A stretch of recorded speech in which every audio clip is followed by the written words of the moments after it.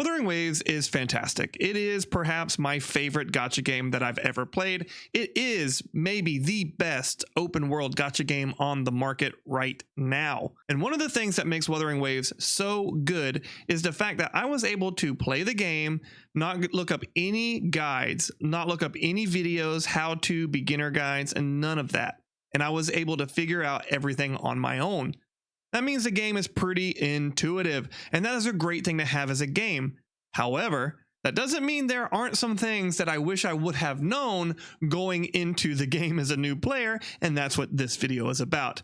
In this video, I'm going to talk about 8 things I wish I knew going into Wuthering Waves or as a new player. But first, if you like the video or find it helpful, like my content, make sure to smash that like button and subscribe to the channel for more videos like this in the future. I stream every Monday, Thursday, and Sunday over at Twitch. Consider joining and following me over there if you wish to interact with me outside of YouTube. I would love to see you guys there. Okay, let's get to the video.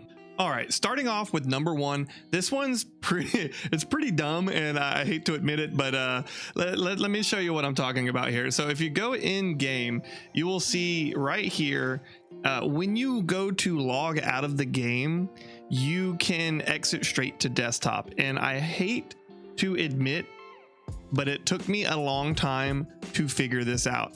So when you go over here to log out right here, you have a notice that says, are you sure you want to exit the game? And it says exit or return to login. And it took me about a month to realize that this exit button isn't the button to exit you out of the menu. It is to exit you out of the game. I kept hitting return to login, and I would have to log back into the game every time I booted Wuthering Waves up. So yeah, this one's pretty dumb, but if you are the 1 or 2 people watching this video who are like me and keep logging out of the game and then logging out of back to desktop, yeah, just hit the exit button right here, and yeah, you're good to go. All right, and straight into number 2, and that is Calcharo is not as good as he looks. I know he's awesome, he's sexy, he's Sephiroth, he's cool looking, but he's not as great as he seems. Now, I love him, but I do regret using my selector for him. So what do I mean he's not as great as he looks? Well, he's great, he does a lot of damage, but he really kind of starts to fall off towards the later end of the game. And the reason why is his gameplay is not nearly as easy as it seems to be. As I started playing Calcharo and I got him to about level 70, I started realizing if I missed my skill, like his 3rd hit on his skill, I was just missing out on like a large portion of damage. And it is really, really easy to miss enemies, especially with how his skill works. So even though I had like Lustrous Razor, I had the weapon for him, which seems pretty much tailor-made for his kit. It felt so bad every time I would just whiff with that 3rd skill. You would hit 1, hit 2, and then if you missed that 2-hit combo at the end, you're just missing out on a lot of damage. So I wish going forward I wouldn't have gotten trapped by Calcharo. And the other thing about him is you don't really get a companion story. You don't really get any follow-up inside of the game. So if you care about him as a unit, you're not going to get anything in the game that's compelling to like really have for him as a lore or backstory or anything like that. So it feels like Calcharo was either just shoved in or there was content taken out from the beta. I don't know, but I will say it does feel a little lackluster to not have any kind of companion story for him or anything like that. And what really kicked me below the belt about Calcharo is that I ended up losing one of my 50/50s and pulling him anyway. So I definitely wouldn't use my selector on him. Now, the 3rd thing I wish I would have known before starting Wuthering Waves is going to piggyback off of the 2nd one, and that is I wish I would have picked Verina as my selector. The reason for this is Verina is an amazing support and she's universal. Her heals are good, but the damage potential that she brings for your team is amazing. She supports your team and your main DPS in a way that you will always find useful.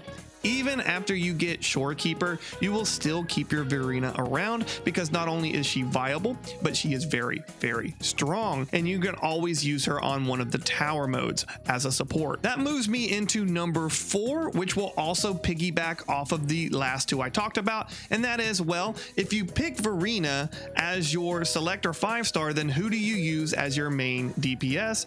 And that is, I wish I knew how good Rover was. The main character in this game does an obscene amount of damage. Havoc Rover specifically does such crazy numbers. And this is crazy to me, especially going from other gacha games where the MCs are just garbage material.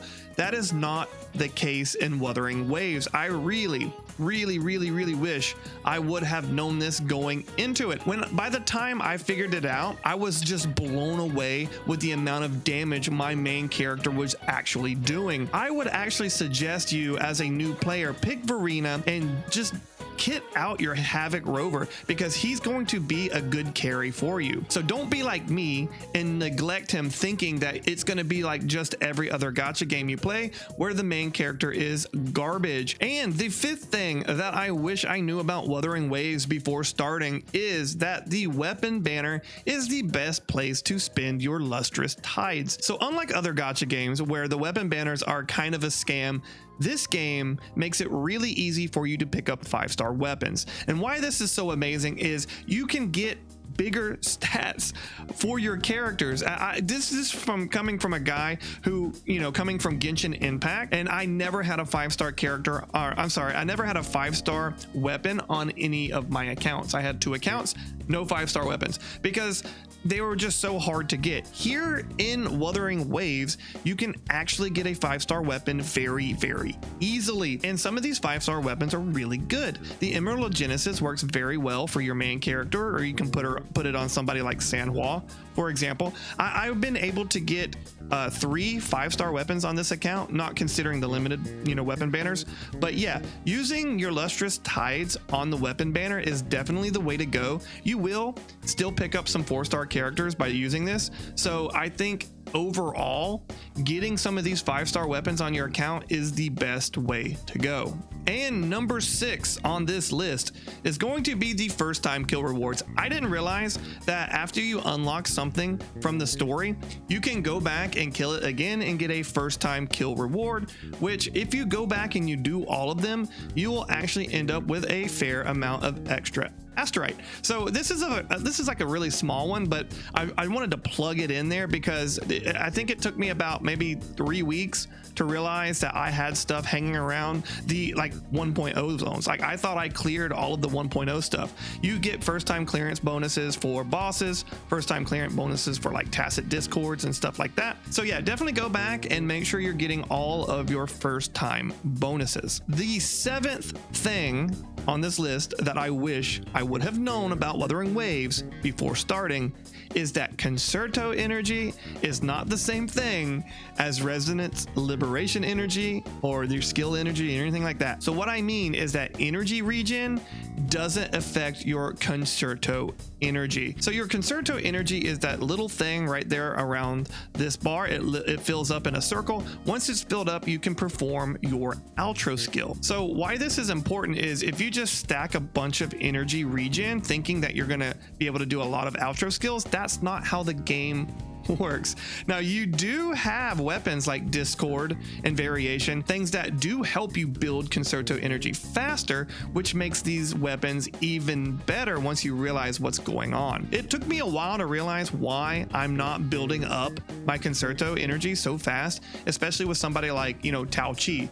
You take Tao Chi, for example, she has a very slow buildup of Concerto energy, but if you equip a Discord weapon on her, then you'll see that Concerto energy rise quite a bit quicker. And this is very important to know because this is how you're going to quick swap out of your characters and fit rotations in a much tighter sequence. Number 8, last but certainly not least, and this is another one that took me a really long time to realize, but food buffs are amazing. There are some actual banger food buffs in this game, and they last for 30 minutes, helps you clear content. Let me go over some of them just so you know what I'm talking about, just so you can get an idea of how strong these food buffs are, and that it is very important to go ahead and get your chef level up, get these recipes, because they are super, super helpful.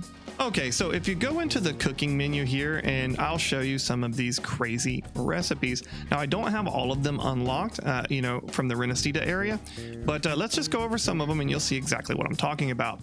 The Jinsho Maokai, it gives you an increase of critical rate of all resonators in the team by 28%. That is an amazing amount of crit rate added onto your characters, so this will be super, super helpful.